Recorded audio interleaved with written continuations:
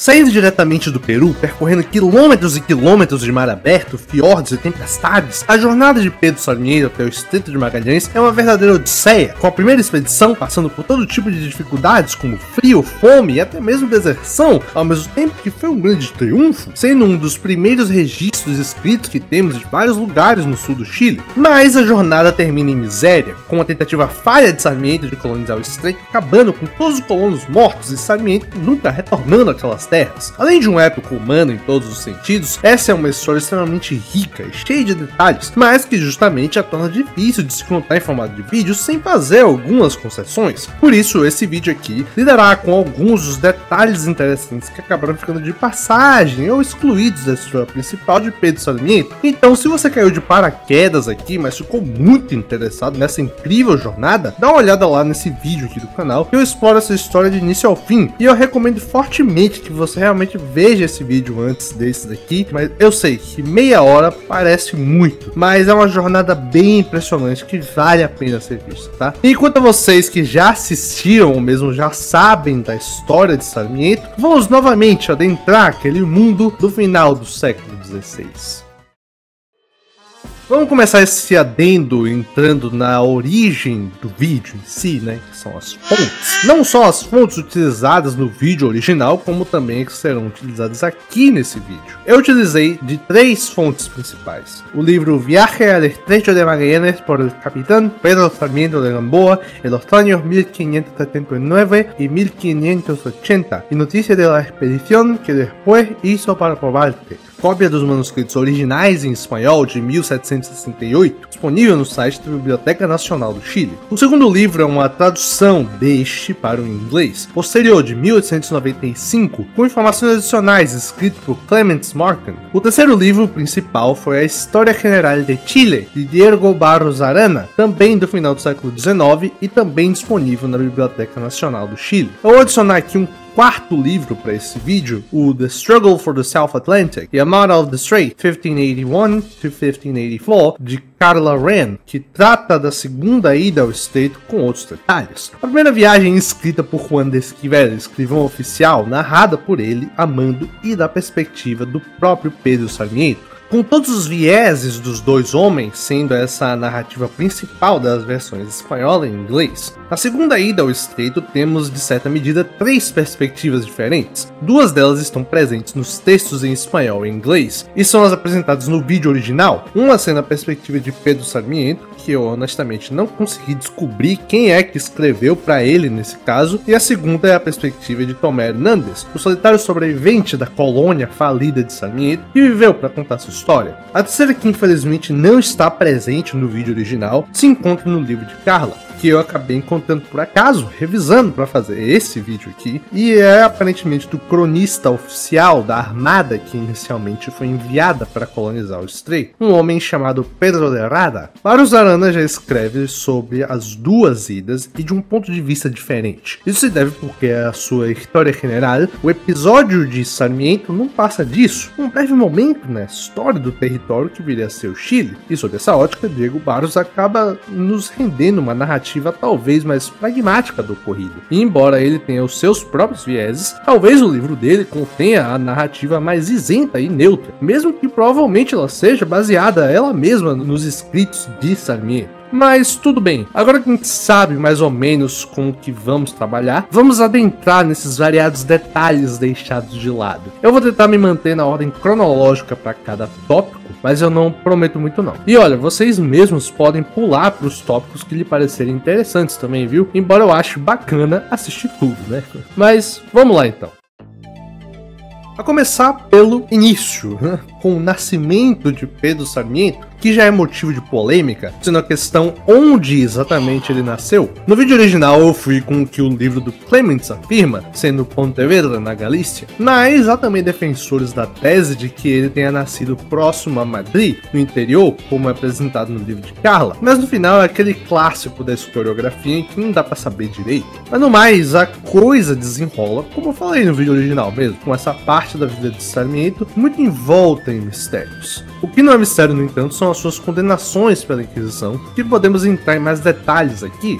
Segundo o livro de Clements, a primeira acusação foi por posse da receita de uma tinta mágica que, se utilizada para escrever o nome de uma mulher numa carta, faria com que ela se apaixonasse pelo escritor. Como vimos, ele foi condenado, mas a pedrada mesmo é a sentença. Supostamente, ele teria de assistir uma missa na Catedral de Lima, pelado, tá? Com uma vela em mãos, para finalmente ser banido da América. Para não ter que fazer essa porra aí, o Sarmiento teria apelado ao Papa e conseguido uma licença para morar em Cusco até 1567, em que depois ele seria banido. Mas as conexões de Sarmiento por seus serviços ao vice-rei do Peru o salvaram por um tempo, até que ele se viu novamente encurralado pelos inquisidores, com a segunda acusação sendo por posse de 2 anéis supostamente mágicos de poderes necromantes. Sarmiento novamente tentou se defender, mas sem sucesso, tendo a mesma sentença de banimento, mas por seus serviços de novo, e na época aparentemente está ajudando uma campanha militar do vice-rei contra nativos, ele foi novamente absolvido. Acontece que na verdade a gente meio que tem uma terceira acusação, mas que por ser praticamente uma continuação da segunda, eu só juntei elas sem mencionar os detalhes dessa terceira no vídeo original. E, bom, justamente essa daí ele supostamente teria mostrado as linhas da palma de sua mão para uma véia e teria dito que elas matariam 2 pessoas. Pois é, acusações fortes. E aí, de novo, a mesma merda, né? Banimento, nepotismo, o cara se safa, a gente já sabe. No mais, no interlúdio da primeira e segunda acusações, o Sarmiento passou muito de seu tempo devotado a estudar sobre a história dos Incas e viria escrever um livro sobre eles. E isso tudo eu comentei no vídeo original, mas os detalhes aqui são bastante interessantes. Primeiro que em 1567 o Sarmiento teria redescoberto que no passado o Sapa Inca Tupac Yapanqui teria feito uma expedição para o Pacífico descobrindo 2 ilhas de grandes riquezas, e até onde eu sei existem fortes evidências que sustentam a realidade dessa viagem, ou no mínimo um encontro entre incas e polinésios. É dessa lenda então que surge a expedição do próprio Sarmiento ao arquipélago que chamariam de Ilha Salomão, saindo de Cajal com 2 navios e junto dele no comando da expedição o sobrinho do vice-rei convenientemente colocado ali e que renderia altas brigas. Para terminar esse tópico, ainda no assunto Incas, como dito no vídeo original, Sarmiento teria servido brevemente para avançar sobre os remanescentes do antigo império. Após a revolta de Inca Manco, como vimos nos vídeos do Chile colonial, os remanescentes do império fugiram para as terras entre as montanhas e a floresta amazônica numa tentativa de resistência inca, com os últimos dias dessa rebelião acabando justamente no envolvimento de Sarmiento, ele estando presente nas tropas enviadas para capturar Tupac Amaru, o jovem inca com seus poucos seguidores. Agora vamos a um outro tópico bem interessante e riquíssimo em detalhes, principalmente na primeira viagem, sem nas descrições minuciosas de fauna, flora e geografia, além dos métodos utilizados pelos navegantes para conseguir ir de um lado para o outro. São muitas coisas legais que infelizmente tiveram de ser cortadas do vídeo principal, embora eu tenha deixado algumas bem bacanas, como o encontro do pinguim, mas vamos ao que interessa, começando por algo bem importante e que os mais atentos de vocês devem ter notado: a tomada de latitudes.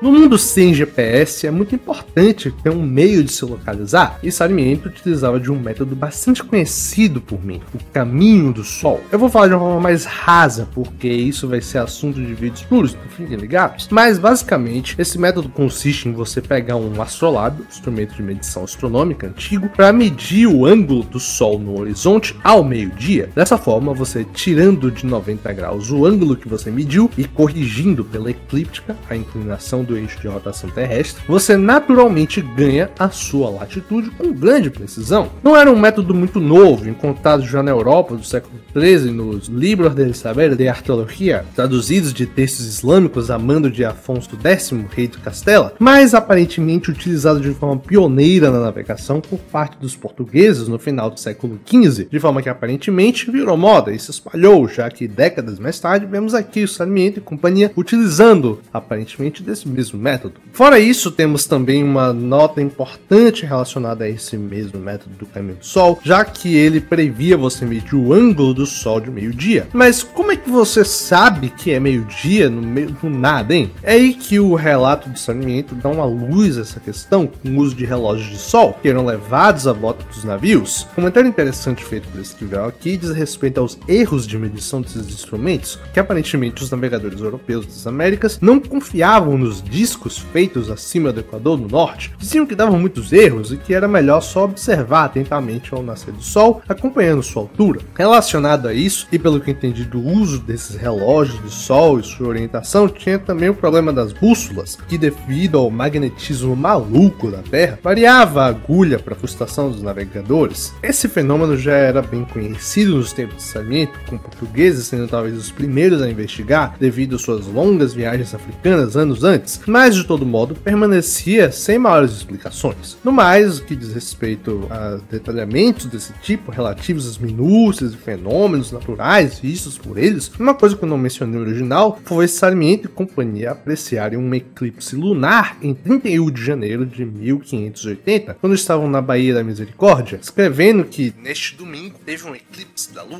Sarmiento observou, a noite era clara, e a lua apareceu no oriente ao pôr do sol, e quando saiu redonda e deseclipsada. Embora se fez ver sua vermelhidão e cor preta nos céus quando começou a aparecer no horizonte oriental, de certa maneira foi possível julgar quando o eclipse acabou, embora com não tanta precisão. Eu inclusive verifiquei por um site da NASA que conta com dados de vários eclipses pelos milênios, e temos justamente um eclipse lunar no dia 31 de janeiro de 1580. E faz jus ao relato, já que pela região onde os caras estavam, eles veriam bem pouquinho do eclipse de fato. Mas ainda no assunto fenômenos lunares, uma coisa que eles viram também já num outro momento da viagem, voltando para a Espanha, eles conseguiram por um acaso ver um arco-íris lunar, ou arco-íris branco, que como o nome sugere, é basicamente um arco-íris, só que de noite, e em vez de ser luz refratada do Sol, é a luz da Lua, que no caso continua sendo luz do Sol, só que enfim, esse fenômeno é bem mais raro porque precisa de algumas condições mais específicas, e aparentemente Sarmiento disse que não sabia de ninguém, fora supostamente Américo Vespucci, que tenha visto ou escrito sobre esse fenômeno. Esquivel reconta: à meia-noite vimos um arco que dizem os filósofos íris branco, baixo em contraposição à lua, que ia se pôr, reciprocando seus raios que por antiperistases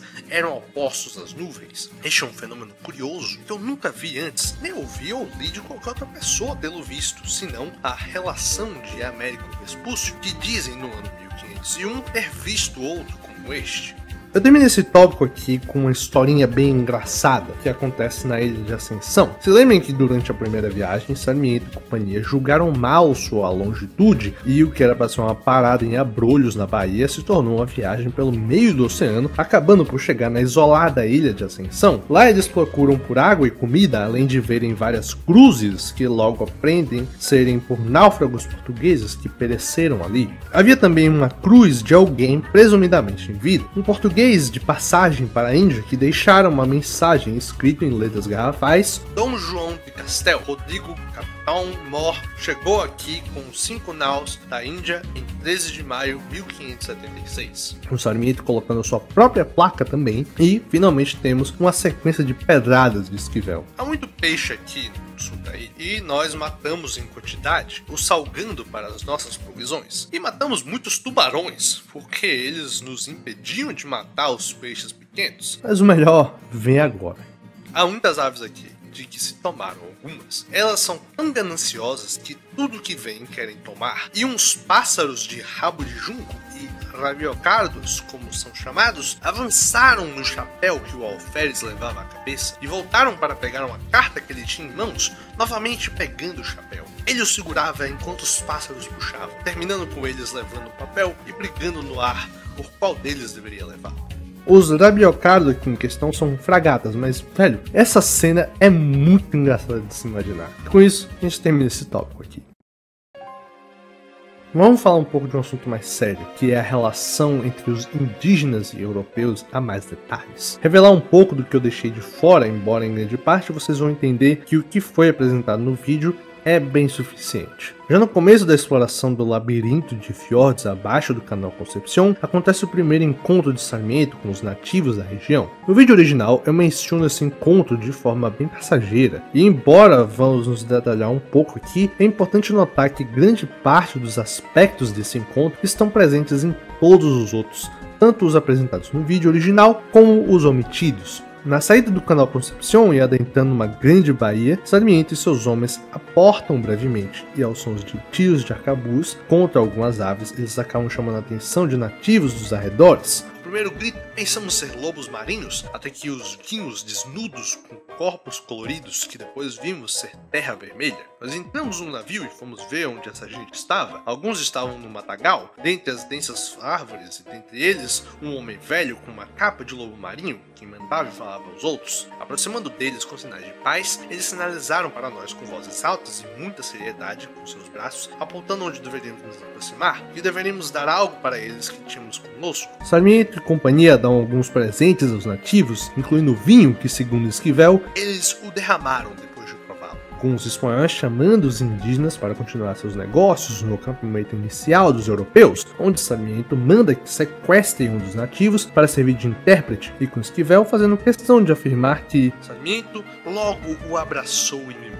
É bem notável as semelhanças desse encontro com o posterior que vimos no vídeo original na atual Bahia Félix. E isso é de se imaginar, já que eram procedimentos padrão para os espanhóis naquele ponto. Destaque aqui para o tratamento dado aos nativos sequestrados, ou ao menos que supostamente foi dado. Os espanhóis parece que estavam querendo se pagar de bonzinhos, visto que na época já vingavam discussões acerca do tratamento contra os nativos americanos, com até intervenção papal no negócio, e isso podemos ver facilmente na nossa própria história, na luta entre bandeirantes traficantes contra missionários jesuítas. Isso, claro, não quer dizer que o indígena era visto plenamente como gente, mas só a menção de tratá-los bem nas ordens do vice-rei do Peru para Sarmiento, assim como na ênfase que Esquivel dá a esse tratamento amoroso aos sequestrados em diferentes instâncias, nos mostra que a possibilidade de uma agenda a ser seguida é quase certa. Talvez numa tentativa de passar a imagem de homens civilizados que não maltratam o pão selvagem. Não dá pra gente afirmar com certeza se foi mentira ou verdade essa suposta amorosidade de Sarmiento para com seus sequestrados, mas visto que alguns deles chegaram supostamente em vida na Espanha, é possível que tenha certa verdade. Uma outra problemática que podemos ver, não só nesse primeiro encontro, mas em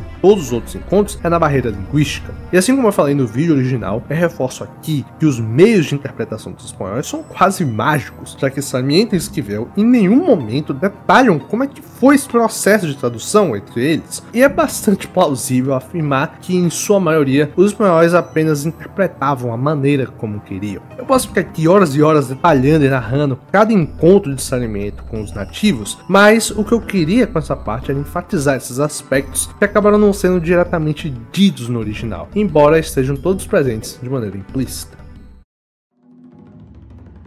Agora indo para a segunda ida ao Estreito, que tem toda a sua série de detalhes e até mesmo polêmicas, que mesmo para um adendo como esse acabam por ser muita coisa para se falar. Então vamos tentar ser objetivos aqui. A primeira problemática que eu queria enfatizar aqui é um problema quanto a fontes e vieses, já que a narrativa que eu apresentei para vocês no vídeo original se baseia largamente no que foi escrito a mando de Pedro Sarmiento, salvo o relato de Tomé, obviamente. Isso nos traz alguns problemas, já que, pondo de forma simples e parafraseando Diego Barros, Sarmiento provavelmente não era uma pessoa fácil de se lidar. E isso se nota claramente nas brigas que ele teve com todos seus companheiros em todas suas viagens. Isso já nos é um grande indicativo que muito do que foi escrito, e principalmente aquilo que é direcionado a pessoas específicas, possivelmente contenha grandes exageros. Essa, na verdade, é a premissa do livro de Carla, a fonte que me faltou na elaboração do vídeo original, já que nela temos aparentemente a versão dos fatos vista de um terceiro, na forma de Pedro de Rada. Essa fonte é bem recente,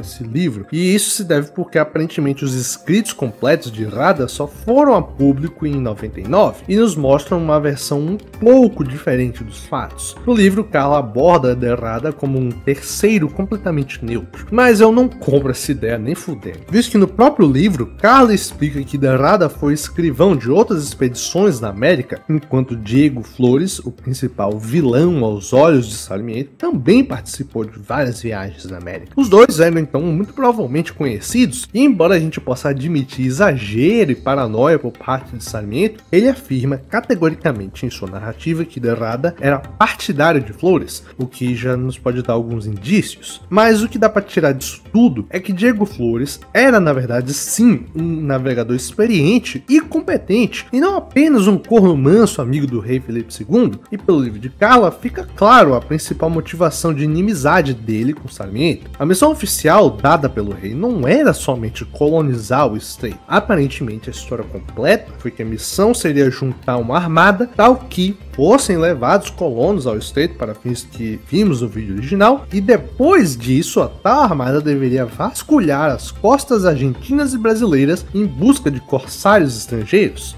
Flores, sendo marinheiro real da carteirinha, tinha como foco apenas a sua missão naval, e embora Carla tente suavizar, a sua dedicação à colonização do estreito era bem tênue, e seu desgosto por Sarmiento deve ser verdadeiro. Agora, como eu falei, Sarmiento também era um corno manso, que provavelmente alienou todos ao seu redor nessa expedição, até mesmo aqueles que já foram seus companheiros, como foi o caso de Antão Pavlos. No final das contas, o grosso dos eventos ocorridos e mostrados no vídeo original permanecem iguais, o que é bacana. Agora, os detalhes aqui têm uma maior complexidade, como por exemplo a demora da Armada do Rio de Janeiro, que aparentemente aconteceu por conta da espera de mais suprimentos vindos da Espanha, além dos reparos dos navios. Outro detalhe muito importante foram os 5 navios que Sarmiento conseguiu para o estreito. Segundo o livro de Carla, os navios na verdade teriam sido deixados por Flores, e o seu abandono da missão sendo na verdade de deixar essa parte de deixar os colonos nas mãos de outro oficial, enquanto ele seguia o seu curso patrulhando as águas brasileiras para por fim retornar à Espanha. Vemos aqui como a narrativa é na verdade bem complexa, mas uma coisa permanece e é algo que inclusive comentaram no meu vídeo original e eu gostei bastante. A imprudência dos envolvidos é inegável, e isso não chega a ser anacrônico. Eu consigo afirmar isso porque no livro de Carla, Flores soube por informantes espanhóis que a viagem de Drake teria sido feita por outra passagem mais ao sul, que hoje contém justamente o seu nome, fazendo então com que as fortificações a serem construídas por Sarmiento um projeto praticamente em vão, visto o seu objetivo de bloqueio. Mas, mesmo sabendo disso, Flores deixou que Sarmiento levasse mais de 300 pessoas para sua morte, e embora Carla novamente tente suavizar dizendo que Flores avisou a Sarmiento, eu acho um pouco demais, já que Flores supostamente tinha autoridade naquele momento e ele já tinha mudado os planos sem aviso prévio à coroa, dividindo a missão em duas. Então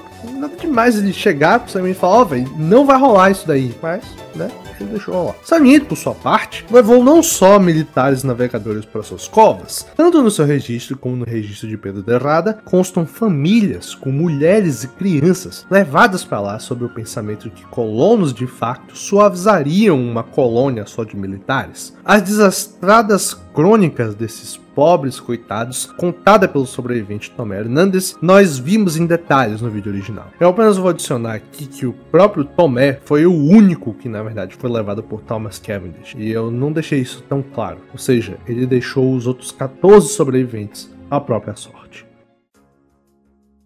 O último tópico que eu queria falar aqui é sobre o processo de mapear as viagens de Sarmiento, principalmente a primeira ida ao estreito. Como é um assunto bastante específico, não é lá tão trivial encontrar um mapa desses na internet. E eu adoro um bom mapa, então eu procurei fazer o meu. O processo de como mapear exatamente os passos deles precisou de muita leitura, olhar constantemente para o Google Maps e às vezes suposições fortes. Um recurso que eu utilizei bastante foi o site chamado GeoNames, que é basicamente um database geográfico contendo nomes que normalmente podem não aparecer num site como o Maps normal, por exemplo. E assim, o processo em si foi bem simples, mas trabalhoso. O livro de Clements tem uma boa ajudada nisso, com várias notas de rodapé que enfatizam onde muitos dos lugares visitados nomeados Sarmiento ficam no mapa hoje em dia. Embora o livro seja de 1895, aparentemente muitos dos lugares permanecem com os nomes daquela época. Basicamente, o processo era eu lendo o relato, anotando as descrições dos locais e as direções cardeais mencionadas, partindo para os nomes, como eu já disse, muitos permanecem intactos, e checava no GeoNames. Mas o principal instrumento de localização e dedução foi quando Sarmiento providenciava a latitude, que embora sem a longitude, no geral não foi tão difícil deduzir os locais quando necessário.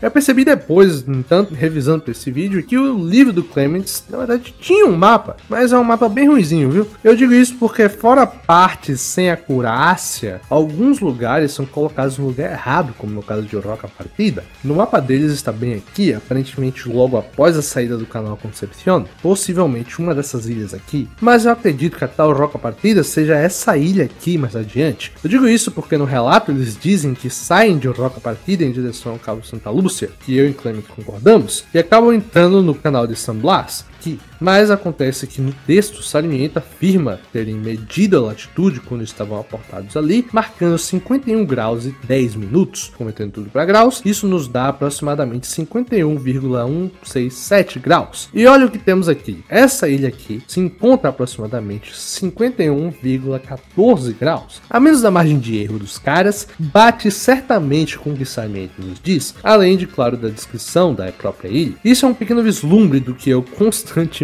fiz por toda a viagem. E no caso da segunda ilha do estreito já foi bem mais de boa, porque em grande parte eles viajaram mar aberto, sem parar em lugares específicos, salvo alguns como a ilha de Santa Catarina, que hoje se localiza em Florianópolis, ou os locais onde o nome de Jesus e rei Dom Felipe foram fundados.